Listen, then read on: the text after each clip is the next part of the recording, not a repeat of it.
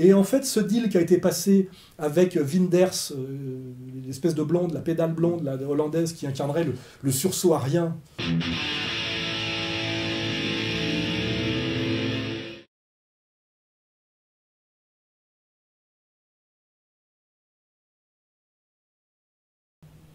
Ce qui se passe en ce moment, quand on prend un peu de recul par rapport à l'opération libyenne, on voit en fait qu'on a chassé un des leaders de l'Afrique qui avait une logique, je dirais, de développement autonome de l'Afrique. On le sait, il avait offert un satellite qui permettait l'indépendance au niveau de la téléphonie des Africains, plus sortir du racket en fait, des satellites occidentaux. Il avait fait de l'irrigation. Il avait un projet autre que le roi nègre qui s'achète des Rolls en or, qui fait partie de l'internationale socialiste et maçonnique d'ailleurs en général, et qui laisse piller les richesses de son pays contre du luxe pour lui et sa famille élargie, qui est la réalité de la décolonisation. Et je reviens dessus sur la misère tribaliste africaine qui fait que voilà, on trouve toujours un ancien sergent-chef de l'armée anglaise ou française pour assassiner un leader comme Sankara ou Lumumba. Et voilà, il n'y a pas plus dégueulasse et traître à son ethnie, pas à son ethnie, à sa race, parce que ça n'existe pas, ou à sa nation, qu'un chef tribal africain. Quoi. Voilà, c'est pour ça qu'il faut arrêter de rêver sur des choses qui n'ont jamais existé, qui sont la conscience africaine, en tant que comment dirais-je, que je ne sais pas comment on pourrait dire, que continent, la conscience nationale, c'est très très faiblard tout ça dans ces régions-là. Ce qui existe effectivement, c'est la tribu, la famille élargie, l'ethnie, etc. Et l'empire, c'est très bien enjoué. Donc en fait, ce qu'on voit là pour clore avec ça, c'est que on va pouvoir digresser sur Obama. Obama a été mis au pouvoir par l'élite oligarchique américaine, c'est Wall Street, hein, c'était le candidat de Wall Street, parce que je pense que le noyau dur du pouvoir de l'oligarchie américaine aujourd'hui, même si c'est le complexe militaro-industriel aussi, voilà, c'est une association judéo-protestante, et à mon avis, le complexe militaro-industriel, c'est pas beaucoup les juifs, c'est surtout les WASP, quoi, hein, c'est évident, c'est la violence guerrière anglo-saxonne traditionnelle. On voit très bien que Obama a été mis au pouvoir, c'est-à-dire qu'ils ont pris un nègre de maison qu'on a mis au pouvoir, pour prolonger finalement le projet néoconservateur, qui est, pour des raisons de lutte contre la montée chinoise, qui est la recolonisation de l'Afrique. L'Afrique est un immense continent qui a raté son décollage pour toutes les raisons du mensonge de la décolonisation, mais qui est très très riche de matières premières, etc., avec des populations qui n'ont absolument pas atteint leur autonomie politique, c'est une évidence, dont on a compris que c'était même pas la peine d'essayer de les élever à la citoyenneté, même de consommateurs. En réalité, l'Afrique aujourd'hui, c'est une réserve de matières premières pour les empires concurrents, et de savoir donc si l'Afrique va passer sous contrôle chinois ou américains. C'est deux types de colonisation un peu différentes, les Chinois étant moins brutaux, les Américains brutaux dans la tradition effectivement anglo-saxonne. Et là, une des étapes brutales qui vient d'arriver, c'est la pacification de la Libye, qui était quelque chose de très important pour continuer après la colonisation de l'intérieur d'Afrique. On voit aujourd'hui qu'il y a eu la sécession du Soudan, la guerre du Darfour, dont nous parlent toujours les mêmes agents israéliens comme BHL, on voit toujours tout ça est bouclé. Enfin bref, aujourd'hui, l'empire américano-sioniste, judéo-protestant, ce qu'on appelle l'empire, est en train de recoloniser l'Afrique à coups de pompe dans le cul. Hein, voilà. Et là, ils viennent effectivement d'assassiner Kadhafi, de détruire la Libye intégralement, toutes ses infrastructures, enfin de ramener finalement la Libye à ce qu'elle était du temps du roi à la con, là, qui avait été mis en place, après avoir assassiné son frère, qui avait été mis en place par la puissance anglaise, toujours ces petits collabos locaux, voilà, après tout les tapinages pour les puissances impériales. Donc voilà. Donc il est intéressant de voir que Obama, le nègre de Maison Obama à qui on avait collé un prix Nobel de la paix, est en train de porter la responsabilité de guerre néocoloniale d'une violence inouïe, et surtout est en train de porter la responsabilité d'assassinats massifs de Noirs d'Afrique en ce moment. C'est là qu'on voit la perversité impériale, qui est bien cette perversité talmudique bien décrite, qui est aussi la perversité bourgeoise, qui est toujours finalement j'oserais dire, le bourgeois, c'est un pas de plus vers ce qu'on ne peut pas nommer, hein, mais c'est déjà ça, c'est de ne pas avoir de sang sur les mains, c'est toujours de sous-traiter l'assassinat. Voilà. Hein, donc finalement, Obama, c'est un peu comme l'ancien général en chef des armées américaines, là, un autre nègre de maison, Colin Powell, qu'on avait chargé d'agiter la petite fiole d'anthrax, comme nous dit Daudet, dans lequel il y avait de la pisse, pour justifier la destruction de l'Irak et la pacification de l'Irak, et aussi pareil, une destruction totale, misère, génocide, tout ce que vous voulez, assassinat d'enfants, ramener ces pays à l'âge de pierre, comme il est bien marqué dans l'Ancien Testament, dans certains prêches de prophètes, hein, voilà, c'est le projet, quoi. Hein. Réduire le monde en esclavage, violer les femmes, assassiner les adultes, faire des enfants des esclaves, que ce soit plus que des ilotes sans avenir et sans passé. On imagine bien que ce sera le pur consommateur de demain, qui n'a droit, lui, à aucune histoire longue, même aucune identité collective autre que la bande, ou même plus la famille, d'ailleurs, l'individu consommateur dépressif, interdit de toute pensée à peu près structurée, de toute concaténation, dans l'émotionnel pur, dominé. Ça renvoie aussi à ce qu'intuitionnait Baudrillard, hein, dès les années 80. Voilà. Et on voit que finalement ce projet délirant, très très technique quelque part, est aussi le projet de l'Ancien Testament. Hein, je veux dire, où d'un seul coup l'hologramme peut venir au secours d'une apparition divine. C'est assez intéressant de voir comme tout ça va ces choses qui viennent d'univers en apparence très très opposés vont se rapprocher au fur et à mesure que la vérité, que la fin des temps se rapproche. Donc effectivement, nous sommes dans une période de recolonisation de l'Afrique, dont Obama porte la responsabilité, c'est-à-dire un noir pour châtier des noirs, sous contrôle effectivement impérial derrière, c'est une marionnette, le nègre de maison. Il paraît d'ailleurs qu'Obama est en dépression nerveuse, quasiment. Il est très possible qu'il ne soit pas réélu d'ailleurs, il est très possible que si le chaos américain s'aggrave, on ait un assassinat d'Obama par un extrémiste néo-nazi blanc, teint en blond, comme le Norvégien là, qui avait été recruté par les sphères maçonniques. Enfin, je veux dire, à mon avis, tous ces scénarios sont à disposition, mais c'est la première remarque. L'Empire est en train de recoloniser l'Afrique de manière aussi brutale que faisaient les Anglais et les Français à l'époque où on colonisait entre 1830 et 1870, de la même manière, avec les mêmes méthodes, le même mensonge, les mêmes justifications et les mêmes buts. Piquer les matières premières, trouver des débouchés pour les cadets de la bourgeoisie, empêcher le développement, aussi augmenter leur sphère d'influence géopolitique pour des raisons militaires, etc. Enfin, là, on peut lire tout ce qu'on veut, c'est la même chose, quoi. Voilà. Donc, première remarque.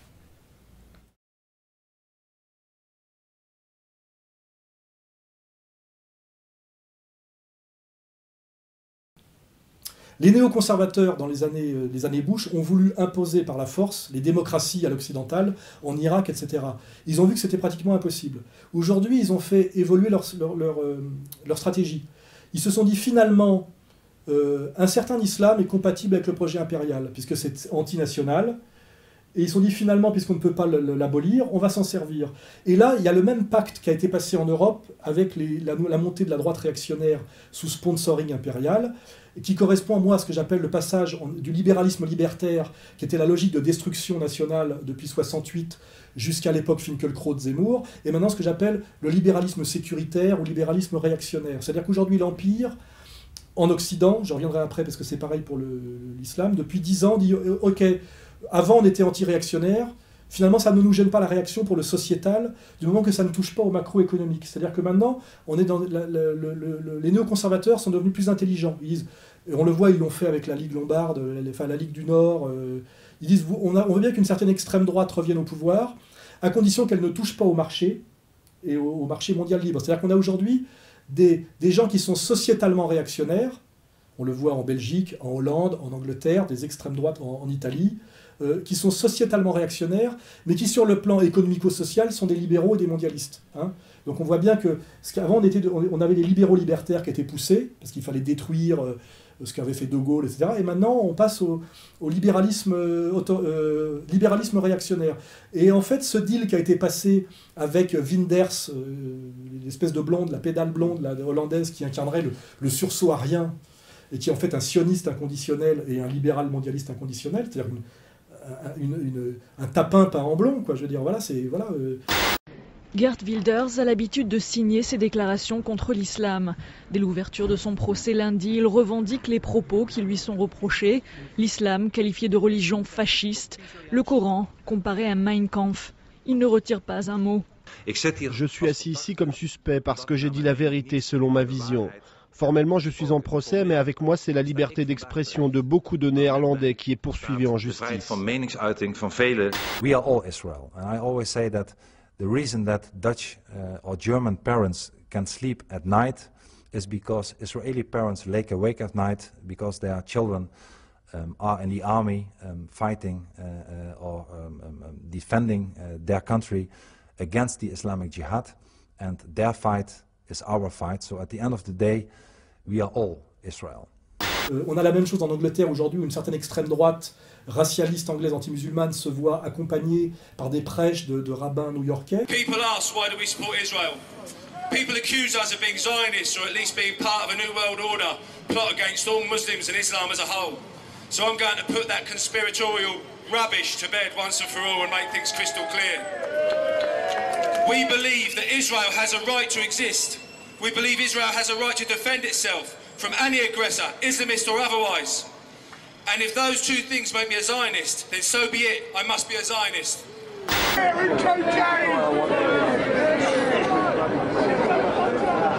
I was asked over and over and over again today by the leftist, scurrilous, communist BBC. They kept saying over and over again, how can you, as a rabbi, as a Jew, be with the EDL? And my answer is, because I am with the EDL. I told them there is only one group in Europe today that will lead us to freedom, and that is the EDL. On voit très bien que finalement cet empire américano-sioniste qui normalement n'aime pas les nations, n'aime pas les racialistes, n'aime pas les réactionnaires, disent on vous laisse la gestion du sociétal parce qu'il faut bien gérer la colère populaire et la détourner, et en plus contre les musulmans, si vous ne touchez pas à l'économique et au macroéconomique. Et donc on est donc dans une espèce de tandem assez difficile à comprendre pour ceux qui ont un logiciel du passé, où finalement on est de droite économiquement, c'est-à-dire libéral, et d'extrême droite idéologiquement. Et ça, c'est le logiciel Zemmour, hein. C'est Figaro Sciences Po, c'est-à-dire que je suis un libéral, bon, il va être obligé de le découvrir qu'il est un libéral, ou alors de sortir de ce logiciel-là, mais là, il sera marginalisé comme moi. Je pense qu'il commence à se poser des questions. J'ai fait lire un mail tout à l'heure. Je suis un libéral, mais par contre, je suis pour j'aime bien les cathos intégristes, j'aime bien les racialistes, etc., etc. C'est-à-dire, vous ne touchez pas à l'économie, on vous laisse le reste. Ça, c'est ce qui est en train de se passer. Ça s'était passé déjà en Autriche, avec Jörg Haider, etc. C'est en train de se passer avec le monde musulman. L'Empire dit, bon, on ne peut pas vous imposer les démocraties de marché et d'opinion à l'occidental, c'est un trop gros boulot. Par contre, comme il y a une colère populaire, le sociétal, on le laisse à l'islam, c'est-à-dire des babouches, des voiles, statut de la femme, etc., et puis de la mosquée le vendredi. Ça correspond un peu à la réislamisation des banlieues en France, où ce sont des libéraux. On le voit très bien dans le film Un prophète. Ce sont des libéraux au niveau de leur pratique, mais le vendredi, ils vont à la mosquée, mettent une djellaba, et ils sortent quelques simagrées, etc. Bon, ça, l'Empire est d'accord pour le faire. Le sociétal à l'islam, du moment que vous ne touchez pas au macroéconomique. Et ça, c'est le deal qui est en train d'être passé avec la Tunisie en ce moment. C'est le deal qui est passé avec la Libye de façon évidente aujourd'hui, et c'est le deal qui est en train d'être passé aussi en Égypte. Alors, dans les pays du Maghreb où les frères musulmans sont très puissants, ce deal va être passé avec les frères musulmans, c'est ce qu'on appelle l'islam de marché, ce qui explique le statut de Tariq Ramadan, qui toute la journée est invité dans les médias en France pour parler au nom des musulmans, alors qu'il n'est pas français, qu'il est issu des frères musulmans, que c'est un Suisse égyptien payé par les Anglais, et qu'effectivement il joue dans une espèce de pièce de théâtre, où effectivement il est totalement impérialo-compatible, puisqu'il est antinational, mondialiste au nom de la Oumma, pour aider finalement par son baratin, qui ressemble beaucoup finalement à du pile-poule, a aidé à faire peur aux Français de souche en se disant le musulman a un baratin trouble et un projet hostile d'islamisation de la France. Donc il aide finalement à ça. Donc il est pris dans un espèce de théâtre où il est face à Caroline Fourest. Tout ça est du théâtre. Moi je dis qu'un type qui est invité par les médias systématiquement collabore quoi qu'ils disent. Hein. Et Ramadan finalement, je ne comprenais pas avant pourquoi il était systématiquement invité, pourquoi on n'arrivait pas à trouver un Français musulman pour parler. Parce qu'en réalité, il est impérialo-compatible, qu'il le veuille ou qu'il le sache ou pas. Il contribue, par son positionnement antinationaliste, internationaliste, et finalement voilà, de l'islamisation de l'Europe, parce que c'est quand même son projet, au projet impérial, il contribue à la diabolisation des musulmans, et finalement le deal qui est passé finalement par l'Empire au niveau du Maghreb, il est finalement partie prenante à travers son affiliation aux frères musulmans. C'est ce qu'on appelle l'islam de marché, et le partage du pouvoir qui va être fait au Maghreb, je parle du Maghreb là, le sociétal pour les musulmans, mais vous ne touchez pas au macroéconomique, et là ça sera le marché ouvert et le pouvoir total aux Américains en réalité au niveau des échanges, et finalement c'est très rentable pour les frères musulmans, je comprends, ils imposent un petit peu de charia, mais ils ne gênent pas la domination impériale américaine. Donc c'est effectivement de l'islam compatible avec l'Empire. C'est le contraire même de la démarche actuelle, plutôt de la ligne irano-chiite, évidemment.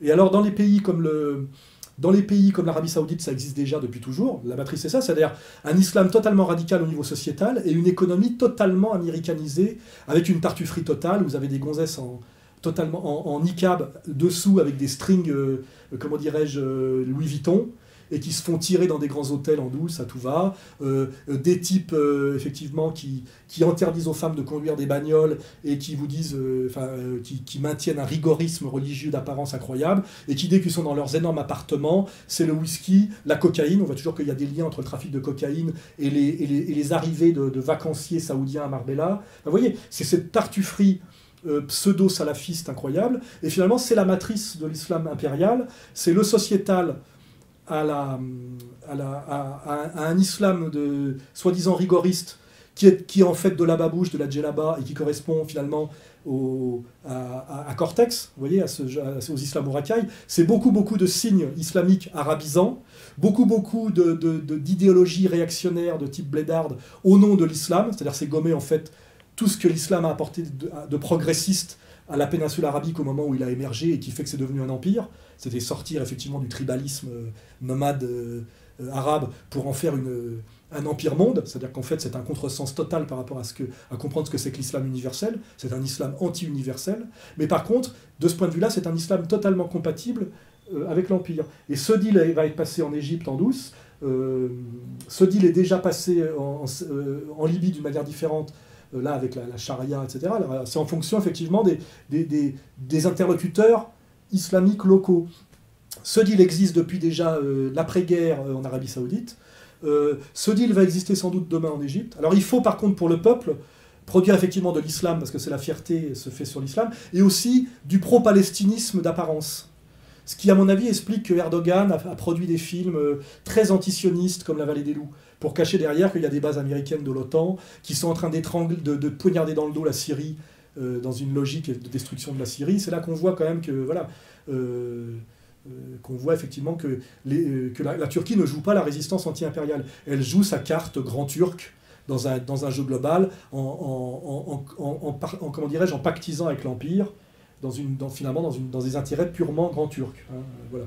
On peut comprendre que c'est leur intérêt, mais dans tout ça, il n'y a pas de Houma. Voilà, il y a simplement des intérêts turcs, des intérêts des frères musulmans, des intérêts saoudiens, qui à chaque fois se servent de l'islam et trahissent l'islam pour tapiner de manière très subtile et très perverse pour l'Empire.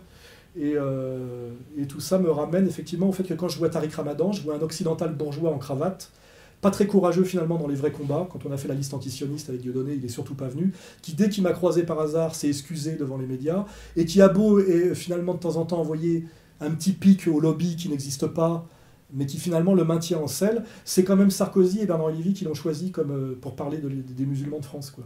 Et il serait temps, à mon avis, que les musulmans de France choisissent un représentant issu de leur rang et essayent de comprendre finalement à quoi sert, je dirais, Tariq Ramadan, pourquoi ces commentaires bizarres, pourquoi il s'est réjoui d'une certaine manière de la chute de la Libye, au moment où il aurait fallu contester. Après, il essaie de donner le change, parce que c'est un peu visible son truc.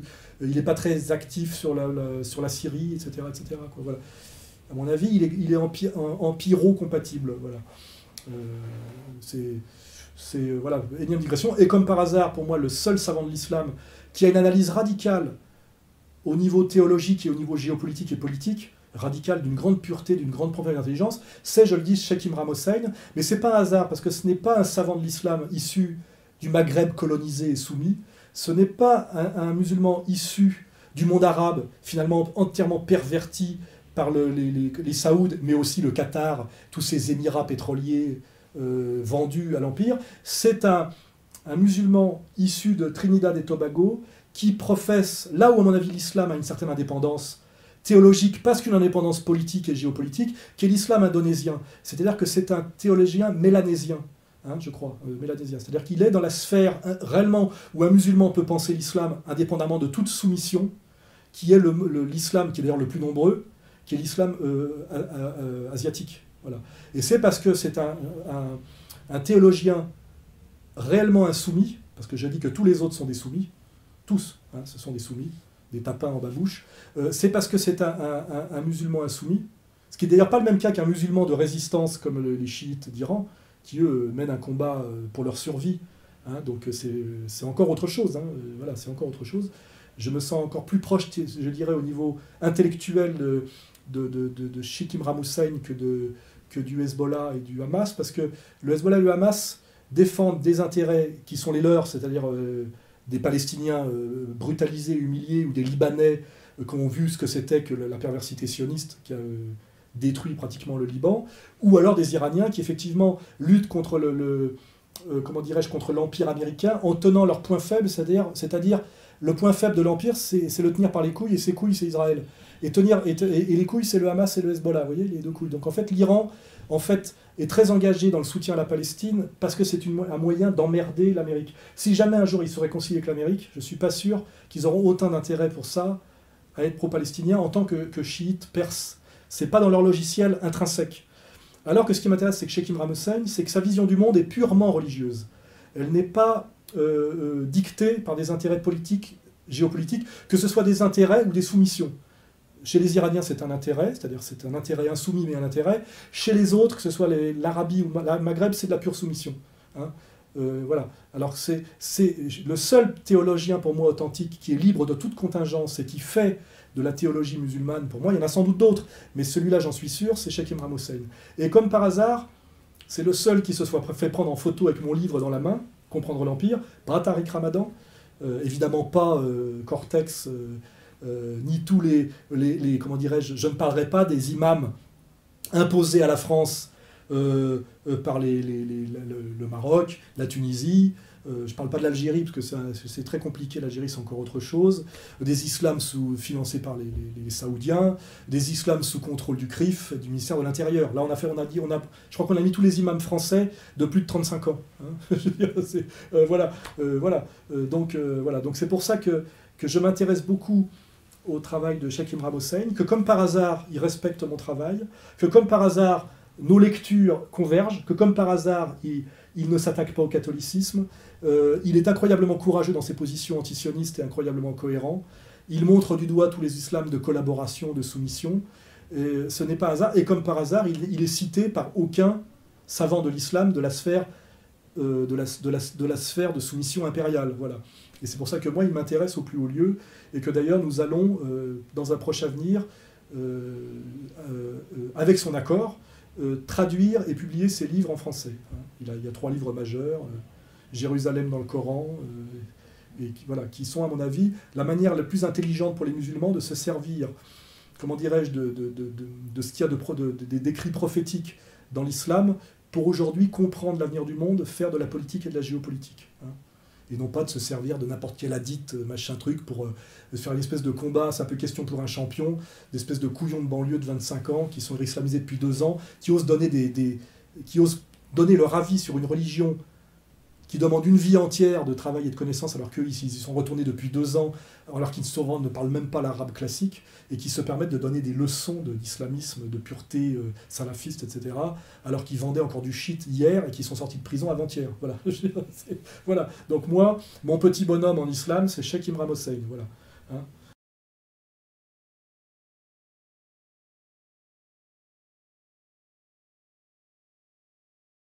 Quand on prétend mener une guerre soi-disant défensive, qui est une guerre de conquête, il faut non seulement construire le méchant au niveau médiatique, alors pour ça, il y a Charlie Hebdo, mais aussi, avant d'elle, le rendre crédible au niveau réel, c'est-à-dire le sponsoriser, le fabriquer. Pour que la guerre existe, il faut fabriquer le méchant. C'est-à-dire que le nouvel Hitler, effectivement, dans la bouche de BHL, il y a le nouvel Hitler, c'est l'islam. c'est un mensonge, une escroquerie, mais qui vont rendre réel à force d'Al-Qaïda, de fabrication, de radicalisation, etc. Parce qu'il faut bien, pour faire la guerre, qu'il y ait l'Occident judéo-chrétien d'un côté, mais de l'autre côté, le salafisme des cortex et autres hystériques qui veulent imposer la charia au monde occidental. Il va bien falloir, à un moment donné, les faire exister un peu. Donc voilà. Et là, on découvre finalement que ces deux combattants sont sponsorisés par les mêmes. C'est exactement comme ça que Douglas Reed a compris, qui était journaliste au Times, a compris effectivement, c'est étrange que cet Hitler, qui est soi-disant le pire ennemi, on fasse tout pour qu'il accède au pouvoir en Allemagne, qui se réarme et qui nous fasse la guerre. C'est ce qu'il a compris. On est en train de faire la même chose aujourd'hui avec le nouveau Satan islamique, effectivement. Ça va être très intéressant pour la guerre civile en France, ça va être très intéressant pour dévier une colère vers un bouc émissaire, ça va être très intéressant pour tout casser au moment où l'économie est en train de s'effondrer à cause de Wall Street. Voilà, on est dans cette logique-là. Et c'est dans cette logique-là qu'il faut comprendre, effectivement, pourquoi les BHL, les Caroline Fourest, l'Empire, c'est-à-dire les tapins de l'Empire, il y a les grades, Caroline Fourest, c'est les caporal-chefs, BHL, il est général, et puis après, il y a ceux qui ont réellement le pouvoir. Pourquoi ils veulent réislamiser à toute force la Libye, qui était un pays laïque, protecteur des chrétiens, avec une économie socialiste? Pourquoi ils veulent réislamiser à toute force l'Égypte, la Tunisie? Pourquoi ils veulent réislamiser à toute force la Syrie, qui est un pays pareil, laïque, d'économie socialiste, avec un équilibre ethno-confessionnel précaire tenu par la minorité alaouite, et pourquoi ils sponsorisent des groupes armés d'extrémistes sunnites sur le modèle saoudien. Voilà pourquoi l'Empire veut mettre partout ses soi-disant pires ennemis, c'est-à-dire partout Al-Qaïda. Effectivement, pour le comprendre, il y a la démonstration que je viens de faire, parce que pour faire la guerre à Hitler, il faut fabriquer Hitler et le financer, pour tout casser et se faire du pognon et détruire au maximum, etc. Et puis surtout, n'oubliez pas ce dont je vous ai parlé tout à l'heure, comment va se faire le Grand Israël. N'oubliez pas qu'Israël grandit à chaque fois par des guerres d'annexion qui sont des guerres défensives, parce que soi-disant, il est menacé dans son existence même. Si Israël, à un moment donné, veut annexer des territoires énormes pour arriver au Grand Israël, il va falloir qu'il se défende contre une menace généralisée qui est d'être entouré par des islamistes radicaux, soi-disant antisionistes et antisémites haineux, et qu'il faudra bien, à un moment donné, qu'encerclé par l'Égypte, réislamisé, par la Syrie réislamisée, etc., il faudra bien qu'ils se défendent, et vous remarquerez bien que si on prend la longue durée, la guerre de 14-18 a fait la déclaration Balfour, la guerre de 39-45 a amené la partition de 48 et la naissance de l'État d'Israël, la guerre des 6 jours a permis aussi d'agrandir un peu le territoire, la guerre du Kippour encore un peu plus, le Golan n'est toujours pas rendu, et finalement Israël, pour sa petite survie, sa petite existence, ne fait que grandir sur des conflits dont elle est à chaque fois, finalement, l'ultime bénéficiaire. Et on peut imaginer qu'avec la Troisième Guerre mondiale qui arrive, qui sera une guerre qui va se jouer en Iran, en Syrie, et qui sera une guerre qui nous sera vendue comme une guerre judéo-chrétienne contre l'islam radical, et ben cette guerre, si elle est gagnée par l'Empire, aura pour conclusion, je dirais, au niveau réel, territorial, et même au niveau de l'inscription de l'ONU, après la partition de 48, il y aura l'avènement pour la paix du monde, ratifier la victoire judéo-chrétienne de l'Empire du bien contre les hordes salafistes haineuses des gorgeurs, et ben, l'épilogue de tout ça sera cette annexion généralisée, et nous aurons effectivement, magiquement, comme ultime étape dans ce long processus qui a commencé au moins depuis la déclaration Balfour, mais à mon avis bien avant, quand on s'intéresse à l'histoire cachée, à la longue histoire, amènera finalement à la victoire de l'Empire, à la soumission du monde musulman dans sa globalité, qui aboutira, à mon avis, à un Vatican II du monde islamique, c'est-à-dire que nous aurons effectivement une Oumma globale sous soumission avec un Vatican II islamique, qui aboutira exactement à la même soumission que la catholicité, c'est-à-dire que l'islam officiel sera unifié et rejoindra l'idéologie des droits de l'homme, Et tout ça se fera effectivement comme gendarme et pacificateur régional par le Grand Israël, qui contrôlera comme par miracle, où convergera tous les oléoducs, les gazoducs, qui d'un seul coup sera le possesseur du détroit d'Ormuz, des richesses d'eau et d'énergie soi-disant fossiles, du pétrole, peut-être même abiotique d'ailleurs, de toute cette région, et pourra justifier effectivement d'être une puissance mondiale, puisque finalement la Pax Universalia passera effectivement par Jérusalem. Voilà. Et là, on rejoint les écrits prophétiques de Cheikh Imran Hossein, on rejoint finalement les projections des géopoliticiens néoconservateurs quand on lit leurs écrits correctement jusqu'au bout, on rejoint le rêve multiséculaire, messianique, effectivement des juifs authentiques, on rejoint les écrits prophétiques catholiques, islamiques, juifs, c'est-à-dire que tout converge.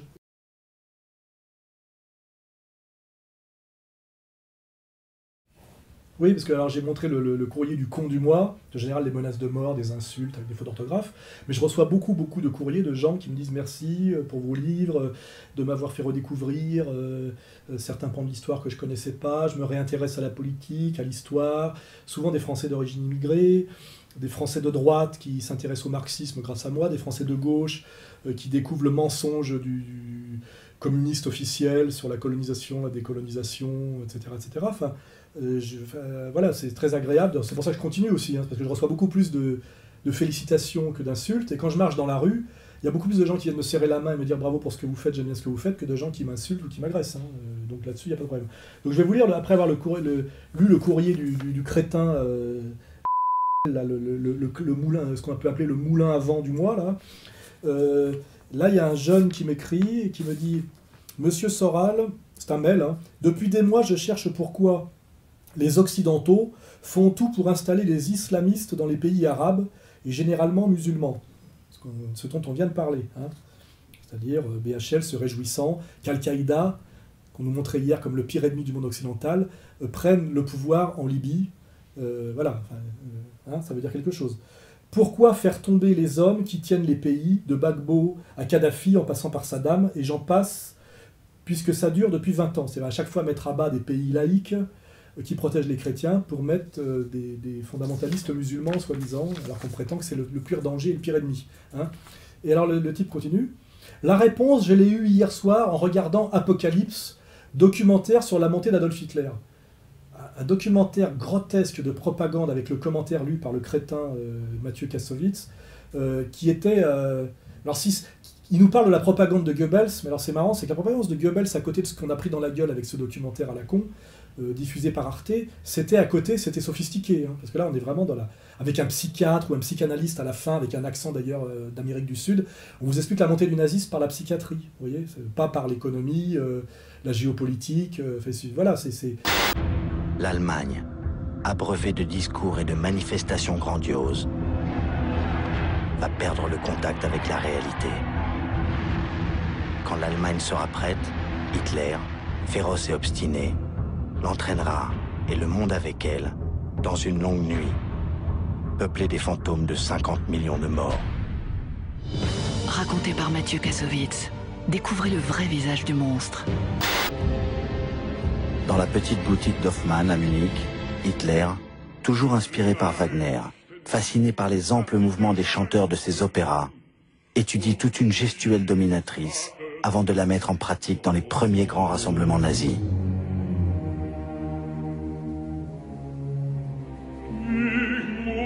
Hitler dit alors: « La masse est féminine et stupide.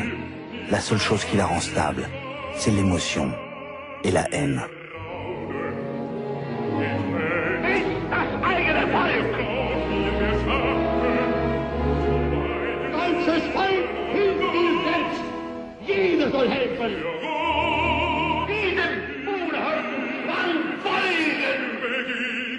La haine. Du côté d'Hitler, justement, ce visage, c'est un visage crispé. Et cet homme laisse sentir, quand on le voit, qu'il est comme porté, transporté, obsédé par une idée. Et cette idée, c'est une idée délirante. Je dis le mot délirant de manière officielle, je veux dire en tant que psychiatre. Enfin, c'est marrant de voir qu'on a droit sur Arte, France 2, etc., à de l'Hitler pratiquement en permanence. Tout ça fait sens, hein. On veut nous faire peur. Voilà. Et lui nous dit, quand il se pose la question de savoir pourquoi on réislamise partout des pays qui ne l'étaient pas, alors qu'on nous dit que c'est le pire danger, et que ceux qui le font sont effectivement soi-disant ceux qui ont désigné l'islamisme comme le pire danger pour l'Occident, il dit, la réponse, je l'ai eue hier soir en regardant Apocalypse, documentaire sur la montée d'Adolf Hitler sur France 2. C'est France 2, je crois que c'était Arte, mais bon, sur Arte, on a la même chose. Et il dit, c'est exactement la stratégie utilisée par les US pour faire tomber l'Europe. Laisser monter l'extrémisme, parfois le financer comme avec l'Allemagne nazie, se laisser agresser, d'ailleurs là il se trompe, c'est pas laisser agresser, c'est nous qui avons déclaré la guerre à l'Allemagne, hein, c'est pas l'inverse, mais lui bon il croit encore, se laisser agresser et ensuite donner une bonne correction avec 2 bombes atomiques en guise de cerise. Je ne vois pas d'autre explication, bonne soirée. Voilà. Le mec il a tout pigé, voilà. Effectivement on est en train de nous amener, de fabriquer le nouvel Hitler, parce qu'il faut bien un méchant pour lui péter la gueule, tout casser, détourner la colère, montrer que c'était lui le problème et le méchant, effectivement, pour essayer d'arriver effectivement à l'après-guerre, où effectivement ceux qui étaient responsables de toute la crise de l'avant-guerre ont été les grands gagnants au lieu d'être les grands perdants, hein, voilà, parce qu'ils ont réussi effectivement à monter, on va dire, la marionnette colérique, pan-germanique, racialiste, antisémite Hitler. Ils en avaient absolument besoin, exactement comme ils ont besoin, non pas d'ailleurs d'un nationaliste rigoureux ou d'un traditionnaliste comme aurait pu l'être Nikitsch, mais ils ont besoin aujourd'hui non pas d'un musulman modéré, d'un musulman intelligent, mais bien d'un excité salafiste égorgeur, c'est-à-dire effectivement le parallèle en ce qu'aurait pu être un nationaliste anti-impérial entre les 2 guerres et ce qu'a été Adolf Hitler. Un type qui, comme par hasard, incarnait tout ce qu'il fallait pour qu'effectivement que le bien apparaisse, l'empire du bien apparaisse pour l'empire du bien. Il fallait qu'il soit racialiste, antisémite racialiste, comment dirais-je, suprémaciste lui aussi. Il fallait qu'il soit le monstre, voilà. Alors qu'il y avait plein d'autres offres alternatives, je dirais de gens qui faisaient une critique intelligente et qui proposaient des solutions intelligentes. Il a fallu bien que l'empire sponsorise celui qui était le plus parfait dans l'incarnation du mal, pour que l'Empire, qui était responsable de toute la merde de l'entre-deux-guerres, puisse incarner le bien et la liberté. Et c'est exactement la même chose en ce moment. On fabrique un monstre islamique, le couteau, non pas entre les dents d'ailleurs, mais à la main, un bon égorgeur de judéo-chrétiens, alors qu'on a des offres, des alternatives musulmanes cohérentes à foison, et cela on n'en veut surtout pas. On est en train de bien fabriquer et de le financer via l'Arabie Saoudite, via les réseaux Al-Qaïda, etc. Parce qu'il va bien falloir que ce méchant-là existe pour que l'Empire lui fasse la guerre, et que l'Empire, alors qu'il est responsable de toute la merde actuelle, puisse ressortir victorieux de la Troisième Guerre mondiale en aggravant sa puissance et sa domination, et surtout en étant entièrement lavé de toutes ses responsabilités, et finalement se faire passer pour Dieu alors qu'il était Satan. Voilà, hein, voilà. Et effectivement, ce jeune homme qui m'écrit, il a eu l'illumination en voyant effectivement le documentaire sur Hitler. Je pense effectivement que c'est exactement la même chose qui est en train de se passer en ce moment. La même chose fait par les mêmes, pour les mêmes raisons. Parce que ce qui a marché déjà pour la guerre de 14 et ce qui a marché encore mieux pour la guerre de 39-45, ils pensent que ça va encore mieux marcher pour la Troisième Guerre mondiale, et qu'ils vont là, ça va être le jackpot mondial, parce que finalement, ils vont arriver effectivement au gouvernement mondial, au nouvel ordre mondial, à la pacification généralisée. La seule chose qui reste dans l'ombre dans ce scénario, c'est quid de la Chine et de l'Inde, qui effectivement sont deux énormes entités en dehors de la sphère abrahamique, post-méditerranéenne, post-occidentale. Donc là, je ne sais pas ce qui est prévu pour eux, sans doute une paix des braves, voilà, une espèce d'union sacrée, genre on vous emmerde pas, vous nous emmerdez pas, marché mondial, etc. Effectivement, il n'est pas prévu de soumettre ni la Chine, ni l'Inde dans ce projet-là. Peut-être que ça sera pour après. Moi, je joue aux échecs, mais je ne joue pas à 3 coups d'avance. Déjà, jouer 2 coups d'avance, c'est déjà très difficile. Je ne vois pas au-delà de là. Mais je vois par contre bien arriver ce truc-là que ce jeune homme a très bien compris, lui aussi, et qui, je pense, a beaucoup à voir avec la vérité, et a beaucoup à voir avec ce que Douglas Reed écrivait dans son excellent livre introuvable. Il a même renoncé à la vérité, qui s'appelle La controverse de Sion, voilà, qui est un livre qui, effectivement, avait déjà compris tout ça dans les années 30. Voilà. Écrit par, je le dis, un Anglais journaliste au Times, voilà, qui s'est étonné, effectivement, que Hitler, étant décrété comme le pire méchant et le pire ennemi, soit aidé par tous les moyens pour prendre le pouvoir et, effectivement, faire en sorte que la Deuxième Guerre mondiale puisse avoir lieu. Voilà.